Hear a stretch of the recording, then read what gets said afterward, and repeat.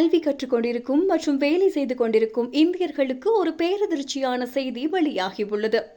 Canada அரசாங்கம் மேற்கொண்டுள்ள அதிரடி சட்ட மாற்றங்களால் அங்குள்ள சுமார் 10 லட்சத்திற்கும் அதிகமான இந்தியர்கள் நாடு கடத்தப்படும் அல்லது வெளியேற வேண்டிய கட்டாயத்திற்கு தள்ளப்பட்டுள்ளனர்.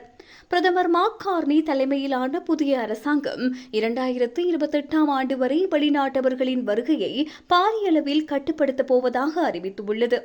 2025ஆம் ஆண்டின் இறுதிக்குள் 1 மில்லியனுக்கும் அதிகமானவர்களின் வேலை அனுமதி பத்திரங்கள் காலாவதியாகியுள்ளன.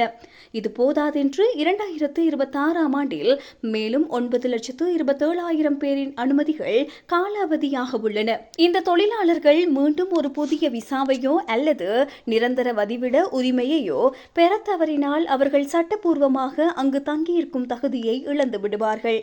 இதனால் பல்லாயிரக்கணக்கான இந்தியர்கள் அடுத்த சில மாதங்களில் நாடு கடத்தப்படும் அபாயத்தை எதிர்நோக்கியுள்ளனர். புதிய குடியேற்ற நடைமுறையின் கீழ் கனடா அரசாங்கம் பல பிரிவுகளின் கீழ் ஆட்களை உள்வாங்குவதை பெருமளவு குறைத்துள்ளது. அதற்கமைய 2024இல் 4,83,000 இருந்த நிரந்தர வதிவிட உரிமை எண்ணிக்கையை 2026இல் 3,80,000 குறைத்துள்ளது.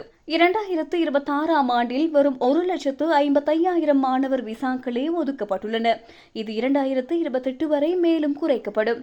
தற்காலிக பணியாளர்களுக்கான எண்ணிக்கையும் 3,67,000 2,30,000 குறைக்கப்பட்டுள்ளது. ஒட்டுமொத்தமாக பார்த்தால் தற்காலிக வதிவிட அனுமதி பெறுவோரின் எண்ணிக்கை பாதியாக குறைக்கப்பட்டுள்ளது.